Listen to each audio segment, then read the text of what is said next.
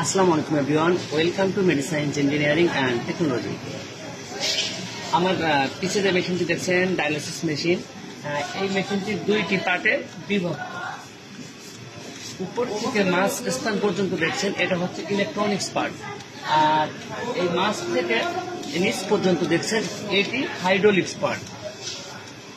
Electronics part মূলত আমাদের হাইড্রোলিক্সে থাকা যত সকল মোটর, সেন্সর এবং প্রেসার সেন্সর, হিটিং এলিমেন্ট এইগুলোকে কন্ট্রোল করে।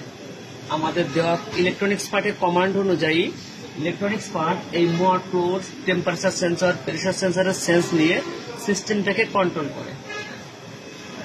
হাইড্রোলিক্স পার্টে water regulator, follow pump, membrane pump, ceramic pump এবং মিক্সিং ট্যাঙ্ক, টেম্পারেচার সেন্সর এই ধরনের ডিভাইসগুলো দিয়ে সংযুক্ত করা। আর ইলেকট্রনিক্স পার্টে হাইড্রোলিক্সে থাকা হিটিং এলিমেন্টকে হিটিং কন্ট্রোল সিস্টেম কন্ট্রোল করে। এটা হচ্ছে হিটিং কন্ট্রোল সিস্টেমের সার্কিট। এটা হচ্ছে ড্রাইভার বোর্ড। হাইড্রোলিক্সে থাকা সকল ধরনের সলোনয়েডকে, পাম্পকে কন্ট্রোল করে থাকে এখানের কমান্ড অনুযায়ী।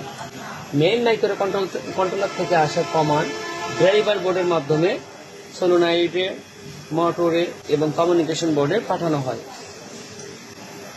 এবং temperature sensor, pressure sensor driver বোর্ডের মাধ্যমে সেন্স নিয়ে মাইক্রো কন্ট্রোলারকে থ্রো করা হয় এবং সেই অনুযায়ী মাইক্রো কন্ট্রোলার ডিসিশন দেয় ওই মোটর, পাম্প কতক্ষণ চলবে। এখানে হচ্ছে মেন মেশিনটা আমরা টেস্টিং এ দিয়েছি রিপেয়ার করার পরে।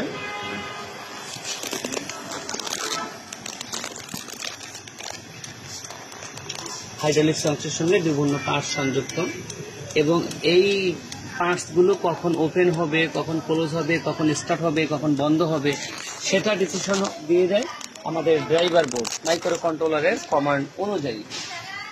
এখন আমরা যেভাবে সেট ভ্যালু সেট করব সেই অনুযায়ী কন্ট্রোলগুলো হবে। হাইড্রোলিক্স পার্ট মূলত বেশিরভাগের ড্যামেজ হয় ব্যাড ওয়াটারের কারণে। আমরা যদি খারাপ পানি ব্যবহার করি সেক্ষেত্রে হাইড্রোলিক পার্টগুলো খুবই দ্রুত ড্যামেজ হয়ে যায় এবং নষ্ট হয়ে যায়। আমাদের ডায়ালিসিসের ক্ষেত্রে খেয়াল করতে হবে অবশ্যই ওয়াটারটা ফ্রেশ।